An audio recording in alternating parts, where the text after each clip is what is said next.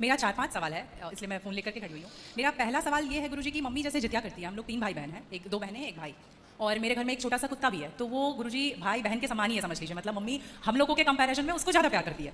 Most of the time उसके पीछे ही mummy का जाता है। तो जब मम्मी जित्या करती है तो कहते हैं सबको पहनाती है वो बद्दी जित्या वाला, तो क्या हम उसको भी पहना सकते हैं? क्या पहनाती है? वो जित्या जो पहनते हैं ना, अभी जित्या वाला जो पर्व था कुछ दिन पहले, हाँ हाँ, या देखो नहीं पहनाना चाहिए? ये क्या होता है पहले समझाओ, हम अभी समझे नहीं। क्या होता है? भाषा जैसे- भाषा में मैं बताती हूँ। जैसे पति के लिए तीज किया जाता है, करवा चौथ किया जाता है, हाँ। ठीक उसी प्रकार से बच्चों के लिए जित्या का पर्व किया जाता कि है। हमारे यहाँ से संतान सप्तमी कहते हैं। शायद, मुझे इसका ज्ञान नहीं। हाँ हाँ, हमारे यहाँ उसको संतान सप्तमी बोलते हैं। ठीक ठीक ठीक है, ठीक है। देखो, बच्चों के साथ बच्चों का व्यवहार करो। जीव मात्र से प्रेम करना बुरा नहीं है। सबसे प्रेम करो, सबको रोटी दो, सबको प्यार करो, सबको दुलार करो। प्यार दुलार करने में कोई बुराई नहीं, पर हर चीज़ की मर्यादाएं हैं। आप जितना प्यार अपने पति से करती हैं, आप उतना प्यार उस तरह का प्यार पर पुरुष से करेंगे तो ये मर्यादा के खिलाफ है। मतलब प्यार आप कहेंगे नहीं जी, जैसा हम अपने पति से करते हैं वैसे तुमसे भी करेंगे, वो अमर्यादित हो जाएगा। उसी तरह हम गाय से जो व्यवहार कर सकते हैं वो कुत्ते से नहीं कर सकते। तो हर चीज़ की एक मर्यादा है। कुत्ते को देहली के बाहर रखा जाता है, घर के अंदर नहीं।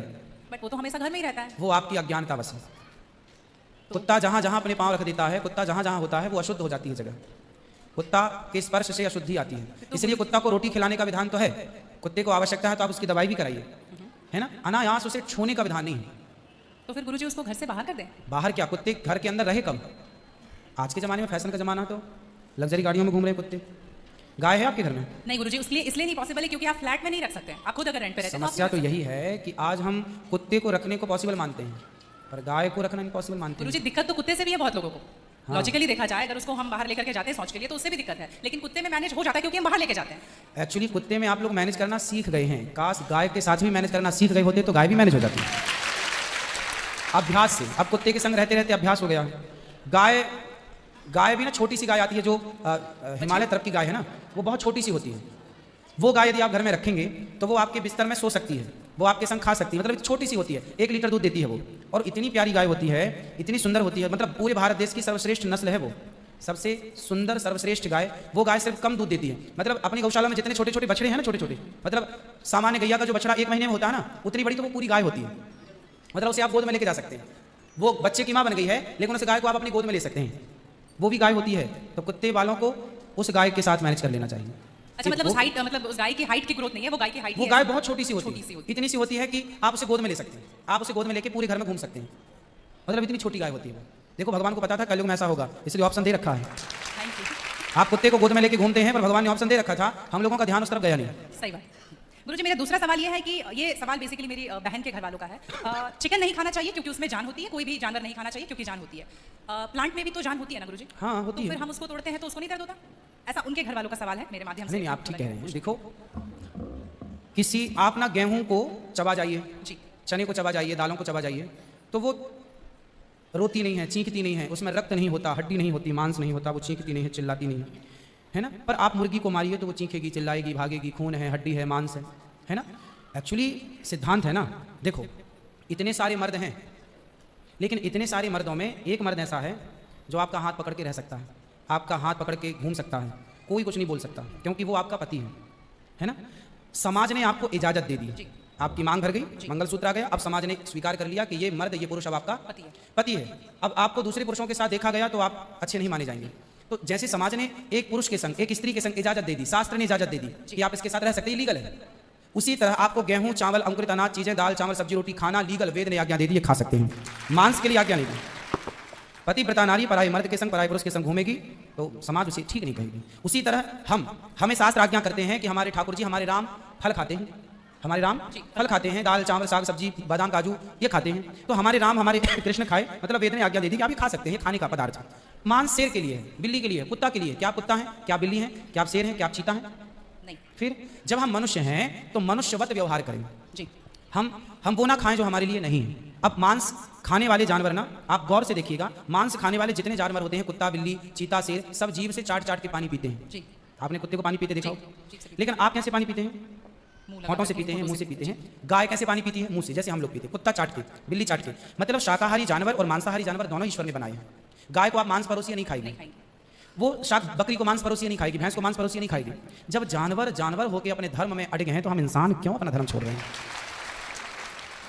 अब जो मांसाहारी जानवर होते हैं, उनको आप ध्यान से देखना, उनके पाँव में नाखून होते हैं, जबकि शाकाहारी जानवर के खुर पाए जाते हैं। जैसे गाय का खुर होता है, बकरी का खुर होता है, भैंस का खुर होता है, जबकि चीता का, शेर का, कुत्ते का, बिल्ली का। अब आप देखिए कि आपके ईश्वर ने पैर बनाए हैं ना तरीके से, आप मुंह से पानी, मतलब आपके लक्षण शाकाहार से मैच कर रहे हैं, है ना। बिल्ली के, कुत्ते के यहाँ कहना है दांत बड़े बड़े होते हैं मांस फाड़ने के लिए, आपके नहीं है। मतलब आप ईश्वर की तरफ से शाकाहार। और अब मैं नहीं कहता, आप मेडिकल साइंस का अध्ययन करके देखिएगा, साइंटिस्ट लोग आपसे, अभी मैं इंग्लैंड गया था, वहां मुझे बताया कि जो अंग्रेज लोग, इनके बाप दादी जो मांस खाते चले आए हैं, अब कुछ अंग्रेज लोग इतने जागरूक हो गए हैं कि अब वो मांस नहीं खाते। वो कहते हैं कि अब इसको खाने से बीमारियां बढ़ रही हैं, लोग परेशान हो रहे हैं। पहले के लोग जंगल में कंदमूल फल खाते थे, ये अब खाने लग गए हैं, सुअर खा रहे हैं, कुत्ता खा रहे हैं। अब बहुत सारे लोग शाकाहार की तरफ जो जागरूक हैं, बढ़ रहे हैं। तो आप और हम तो पहले से जागरूक हैं, तो हम क्यों अपने आप को मांसाहार की तरफ ले जाएं? क्यों किसी की हड्डी चबाएं? बताइए, हमारे यहाँ मुर्दे को छूने से लोग नहाते हैं, कितनी दुर्गंध है। अब देखो, आप गेहूं, आप पालक काटो, गोभी काटो, है ना, मूली काटो, गाजर काटो, दाल पकाओ, कोई दुर्गंध आती है आपकी रसोई में? लेकिन आप मुर्गी पकाओ, मुर्गी काटो, बिल्कुल वो बदबू से भर जाएगा। मतलब आपकी नाक भी आपको गवाह देने लग जाएगी, भाई बस कर, है ना। तो शरीर एक्सेप्ट नहीं करता, आप जबरदस्ती खिला रहे। गुरुजी, मेरा तीसरा प्रश्न ये है कि जैसे हम लोग एकादशी करते हैं और किसी दिन अगर हम बाहर रहते हैं और उस दिन एकादशी है, फॉर एग्जांपल हम आउट ऑफ स्टेशन है और उस दिन ख्याल नहीं कि एकादशी है, तो अगर हम बाहर चावल खा लेते हैं या लहसुन प्याज खा लेते हैं, तो क्या वो ब्रेक हो जाता है पर्टिकुलर एकादशी उस दिन का, या पूरा कंटिन्यूड रहता है जो 108 हम कर रहे हैं? कंटिन्यू कैसे रहेगा? वो पर्टिकुलर वाला कैंसिल होता है ना जिस दिन हम खा लिए बाहर। हाँ, आपने जो खा लिया वो एकादशी भंग हो गई जी, और पीछे से जो हम कंटिन्यू जो करते आए वो तो जो किया वो मिलेगा, जो आगे करेंगे वो मिलेगा। पर हमें इस बात का ध्यान रखना चाहिए। यदि आपने एक बार खा लिया एकादशी के दिन, कोई ने धोखे से कुछ खा लिया, चावल खा लिया, रोटी खा ली, बिस्किट खा लिया, तो भगवान से क्षमा मांगनी चाहिए, प्रभु अज्ञान वश हुआ, हमें क्षमा कीजिए। और फिर उतने को ही फलाहार मान लेना चाहिए, फिर कुछ नहीं खाना चाहिए। जैसे आज आपने धोखे से चावल खाया, आपने खाया ही एक कौर, तभी याद आया आज तो एकादशी। अब आप बोलेंगे नहीं, हे प्रभु अपराध हुआ, क्षमा, भगवान का नाम जप करो और उसको ही मान लो कि मेरा पारण हो गया, अब फिर मैं कुछ नहीं खाऊं, तो फिर वो पूरी एकादशी मान ली जाएगी। गुरुजी, मेरा चौथा सवाल ये है कि आप कहते हैं दारू पीना पाप है, चिकन खाना पाप है क्योंकि उसमें जान है। दारू में ऐसी कौन सी चीज मिली होती है कि उसको पीने से पाप हो जाता है? अगर आप पी के कुछ गलत कर रहे हैं तो फिर गलत है लॉजिकली, तो फिर पाप क्यों? और अगर दारू में नशा चुकी होता है, अगर वो पाप है, तो फिर तो पुड़िया खाना, सिगरेट पीना, सारी चीजें पाप में आ जाएंगी। पाप अलग विषय है, अभी मैं समझा देता हूँ आपको। जब हमारा देश गुलाम था जी, तो एक अंग्रेज ने एक पंडित जी की कनपटी पे बंदूक रखी और अंग्रेज ने कहा, ये पंडित जी यहाँ तुम बड़े पुजारी हो? हाँ पुजारी हैं। हिंदू हो? हाँ। आज मैं तुम्हें गोली मारूंगा। पंडित जी बोले, क्यों मारोगे? बोले, आज 4 चीज़ें तुम्हारे सामने हैं। अंग्रेज ने 4 चीज़ें पंडित जी के सामने रखी। पहले, पराई स्त्री ला के रख दी, तुझे आज इसके संग रहना है। दूसरा, मांस रख दिया, आज तुझे मांस खाना है। और तीसरा, ढेर सारा सोना रख दिया। इतना सोना तो रोज भीख मांगता है ना, ले जा सोना। और चौथी, दारू रख दी, शराब। इन 4 में एक चीज़ तुझे लेनी पड़ेगी, नहीं लेगा तो गोली मारूंगा। बोल, क्या लेता है? पंडित जी बोले, पराई औरत तो मैं नहीं देख सकता, मार दो गोली मुझे, पर मैं पराई स्त्री के, मेरी माँ बहन, मेरे संस्कार ऐसे हैं कि मेरी माँ बहन और बेटी है, मैं मर जाऊंगा पर चरित्र में दाग नहीं लगने दूंगा, तो ये स्त्री तो मैं नहीं ले सकता। अब मांस भी मेरे धर्म के खिलाफ है, आप गोली मार दो, मैं ब्राह्मण हूँ, मैं मर जाऊंगा, पर ये धर्म नहीं छोड़ूंगा। और रहा ये सोना भी नहीं लूंगा, क्योंकि मैं भीख इसलिए बेईमानी करता तो भीख क्यों मांगता? मैं ईमानदारी से भीख मांग के खा सकता हूँ, बेईमानी का करोड़ों नहीं ले सकता, इसलिए सोना भी नहीं लूंगा। हाँ, पंडित जी को लगा ये तो पानी है, दारू शराब, हमको दारू पानी लगा, ये तो पानी है। पंडित जी को बेचारों को पता नहीं था कि दारू का क्या मजा है।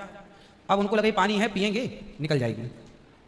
पानी समझ के पंडित जी ने बोला कि चलो गोली कनपटी में बंदूक रखा है, चलो पी लेते हैं, अभी निकल जाएगी शाम तक। पंडित जी ने दारू पी, और जब दारू पी ली तो दारू जब पी तो नशा चढ़ा, और जब नशा शराब का जब नशा चढ़ता है तो इंसान नहीं रह जाता। जैसे स्त्रियों को जिसको ऑपरेशन होता है ना, तो रीढ़ की हड्डी में डॉक्टर एक इंजेक्शन लगाते हैं जिससे शून्य हो जाती है, वो अंग क्या हो जाता है? कोई भी ऑपरेशन में डॉक्टर आपको शून्य कर देता है। उसी तरह शराब आपके मस्तिष्क को, आपके सोचने विचारने की क्षमता को शून्य कर देती है, माइंड को शून्य कर देती है। आप ये निर्णय नहीं ले पाते कि क्या सही है और क्या गलत है। अब पंडित जी जब नशे में झूमने लगे तो वो उस स्त्री को छेड़ने लगे, ए यहाँ जा, नशे में। तो यही तो प्रश्न था मेरा गुरुजी कि वो नशे में ऐसा कर रहे हैं तो गलत है। अगर जो बोलते हैं हम जेंटलमैन पैक पीते हैं, हम 2 पैक पीते हैं या 3। अच्छा ये बताओ, नशे में करने लगे तो वो नशा आया कहाँ से? जहाँ से आया वही तो गलत है। नहीं, तो सारे फसाद की जड़ तो वही है। गुरुजी जब ज्यादा पी ले रहे हैं तो ऐसा हो रहा है, जो कम पी रहे हैं और ये कह रहे हैं कि कम पीने से ऐसा नहीं होता, आप ज्यादा। हमारे यहाँ 5 महापाप गिनाए हैं शास्त्रों ने। 5 महापाप, उनमें से एक शराब है। हाँ। शराब को महापाप इसलिए कहा गया है, ये बुद्धि भ्रष्ट, शराब पीने वाली की बुद्धि सात्विक नहीं हो सकती। आप शराब पीजिए, आप शराब पीने वाला व्यक्ति आध्यात्मिक नहीं हो सकता। जो ईश्वर से कनेक्टिविटी है, जो हम आध्यात्म जगत की बात करते हैं, देखो आप शराब पीने के, शराब लोग क्यों पीते हैं? शराब कौन पीता है? समाज में 2 किस्म के लोग होते हैं। एक वो होते हैं, जैसे मैं सात्विक हूं, आप सात्विक हैं, आप चाहते हैं कि मैं भजन करूं भगवान का, ज्यादा हाय नहीं, शांत खुश भगवान के चिंतन में। एक तो इस प्रकार का आदमी है भगवत चिंतन में, वो ज्यादा खाता भी नहीं। एक आदमी कैसा है जो विषय भोगी है। शराब शरीर को गर्म करती है जी। शराब शरीर को गर्मी पहुंचाती है। और जो व्यक्ति भोगी होता है, जिसे भोगों को भोगना है, वो लोग शराब का उपयोग करते हैं अपने भोगों की क्षमता को बढ़ाने के लिए। अब जिसे भोग भोगना है वो तो अपनी क्षमता भोगों की बढ़ाए और शराब पिए, परंतु जिसे भगवत प्राप्ति करना हो, ईश्वर से नेह करना हो, मन लगाना हो, संत लोग एक टाइम भोजन करते हैं, 2 टाइम नहीं खाते। और इस शरीर को केवल जिंदा रखना है, ज्यादा खिलाएंगे तो शरीर ये फिर हानिकारक है। मन भटकेगा। इसलिए यदि आपके अंदर ईश्वर की प्राप्ति की साधना है तो आपका आहार विहार शुद्ध अपने आप हो जाएगा। और मन में यदि कामना है तो फिर लोग तो चरस भी पीते हैं, अफीम भी लेते हैं। ये सब चरस अफीम क्या करती हैं? शरीर को उत्तेजित करती हैं। ये सब शरीर को उत्तेजित करने वाले पदार्थ हैं। तो बाकी जितने भी नशा वाली चीज हैं, हाँ। गुटखा, खैनी, दारू जो भी हैं, ये सारे फिर उतने ही इक्विवेलेंटली सब नुकसानदायक है। खैनी से कैंसर होता है, सिगरेट से लंग्स खराब होते हैं। गुल से क्या होता है गुरुजी? किससे? गुल जो करते हैं, गुल क्या होता वो है? पाउडर एक होता है ना, नहीं वो मैं जानता नहीं। चरस अफीम क्या कहते हैं? क्या है? ड्रग्स? नहीं वो ड्रग्स नहीं होता, डब्बे में आता है गुल। नहीं, वो गांव के लोग को मैंने देखा करते हुए। हाँ, तंबाकू चूना? नहीं वो मैं उसके बारे में पहली बार सुन रहा हूँ, अब रिसर्च करना पड़ेगा वो चीज़ क्या है। मतलब कुछ भी नशीला पदार्थ देखो गलत गलत है। सब गलत सब है। गलत। शराब कौन सी सही है? सिगरेट कोई पिए तो कौन सा समझदार है? आप खैनी खाएं, गुटखा खाएं, आप कौन सही, किसी कौन कहे? मूर्ख ही सही कहेगा, खाने वाला ही सही कह सकता है। तो मतलब सब इक्वली उतना ही पाप है? पाप पुण्य अलग विषय हो गया। नहीं गुरुजी, आप कहते हैं कि शराब को पाप माना गया है, बाकी ये चीजों सारी में- चीज पाप के अंतर्गत है। अब सेहत खराब हो ही जाएगी। शराब के नशे को पाप माना गया है, बाकी चीजें गलत हैं। ठीक है। महापाप में शराब को लिया गया है, बाकी चीजों को गलत। सही कैसे हो सकती है खैनी और सिगरेट और बाकी चीजें? महापाप में शराब को गिना। देखो एक होता है महापाप, एक होता है पाप। जी। महापाप 5 प्रकार के हैं, पाप अनेक प्रकार के हैं। तो पाप है, गलत है, ये सब चीजें गलत हैं। शराब महापाप है। आगे ठीक है गुरुजी, मेरा लास्ट प्रश्न आपके माध्यम से ये बुलवाना है। बहुत सारे लोग खच्चर पर जाते हैं केदारनाथ, और वैष्णो देवी भी जाते हैं खच्चर पे। अगर आप देख रहे हैं तो अभी रिसेंट का वीडियोस देखे होंगे, तो उनको चरस पिला करके लेकर के लोग जा रहे हैं। किसको? खच्चर को जी, एक नाक बंद करके एक नाक से पिला रहे हैं। और आपको यहाँ पे बहुत सारे लोग एडमायर करते हैं, इवन 11 मिलियन लोग एडमायर करते हैं। अगर आप ये बोल देंगे कि आप धाम जाते हो तो जाओ, लेकिन पैदल जाओ, इनका प्रयोग मत करो, तो मेरे लिए बहुत अच्छा होगा, क्योंकि हम बहुत ज़्यादा ही एनिमल लवर हैं। तो ये देख करके लगा था मुझे कि कभी आऊंगी यहाँ तो आपके माध्यम इसलिए से जरूर पहले के बताएं। लोग जब तीर्थ यात्रा पर वहाँ केदारनाथ बद्रीनाथ जाते थे जी। तो इस उद्देश्य से जाते थे कि अब वापस नहीं आना। पहले के लोग जाते थे इस उद्देश्य से कि अब वापस नहीं आना, वहीं भगवत धाम में चले जाएंगे। आजकल इसलिए आज के ज़माने में तीर्थ इत्यादि जवानी में ही कर लो। माँ बाप को समय है, पाँव हाथ चल रहे हैं तो करा दो, भजन करो मस्त जवानी में। बुढ़ापा किसने देखा? तो समय से सब कर लो, बुढ़ापे में फिर तो खच्चर ही बचेगा। तो बुढ़ापे जो देखो बूढ़े लोग हैं जो नहीं चल पा रहे हैं पर आस्था है दर्शन की, तो वो अपने हिसाब से जाते हैं। नहीं तो गुरुजी हेलीकॉप्टर भी तो है ना? हाँ हेलीकॉप्टर का बजट सबका नहीं होता। हेलीकॉप्टर से सब नहीं जा सकते ना, उसकी टिकट ही महंगी है, 25-50 हज़ार रुपये लगता है, लाख रुपये भी लगता होगा, भगवान जाने, मुझे नहीं पता कितना लगता है। अब सामान्य आदमी कहाँ वो 50 हज़ार की टिकट कटाएगा? वो तो 1000-2000 दे के जाना चाहेगा। तो सबके अपने अपने बजट हैं, पर ये कोशिश करो कि हम अपने पाँव पर चलें, हम किसी पर बोझ ना बने। ये सही है कि हम किसी जीव को परेशान ना करें। यदि वो गधा बधा जो भी है खच्चर, वो यदि स्वस्थ है, क्योंकि हमारे यहाँ राजाओं के ज़माने में घोड़ों पर ही सवारियाँ होती थी, रथ घोड़ों के द्वारा ही चलाए जाते थे, तो उन घोड़ों का ध्यान भी रखा जाता था। पंच परमेश्वर कहानी है, जुम्मन सिंह खलगू चौधरी, उसमें एक इक्का गाड़ी की भी कहानी है ना? तो उसमें बैल के द्वारा इक्का गाड़ी चलाई गई, उसका जिक्र है। तो हमारे यहाँ पहले ना जैसे किसान खेत में जुताई करते थे, जुताई तो बैलों से होती थी, तो बैलों को ना दिन भर जुताई में रखते थे और रात भर उनको चराते थे। रात भर वो अच्छा घास खाएं, दिन भर उनको जब भी गर्मी पड़े 2 घंटे का रेस्ट, 2 घंटे छोड़ दें, वो चर लें, वो पानी पी लें, मतलब उनका प्रॉपर ख्याल रखा जाता था। आज कुछ लोग क्या है, पैसे कमाने के लिए उनका ख्याल तो रखते नहीं है, और वो पैसे लेने के चक्कर में ना उसको भरपेट खिलाते हैं, ना उसका पानी का ध्यान, ना खाने का ध्यान, तो वो कमजोर हो जाता है, मर जाता है कई बार। वही प्रॉब्लम है गुरुजी, वो 5-5 बार चढ़ाते हैं और आने के टाइम पे पूरा पाँव टूट जैसा जाता है और फिर उसका ध्यान नहीं उसकी खिलाई पिलाई हो, और एक समय होता है, यदि जवान है तो उसको उपयोग में लिया जाए, बूढ़ा है तो उसको रिटायर कर दिया जाए। अब बूढ़े गधे के ऊपर भी लोगों को बिठा कर ले जाएंगे, तो हर व्यक्ति जानवर हो या इंसान हो, हर चीज़ की क्षमता होती है। जवानी सबके साथ होती है और बुढ़ापा भी सबके साथ होता है। तो उन लोगों को भी इस बात का ख्याल रखना चाहिए। आप लोग भी अपने पाँव पर चलने की कोशिश करें, और कुल मिला के जीव पर कोई भी भार ना बने, जीव मात्र को हम परेशान न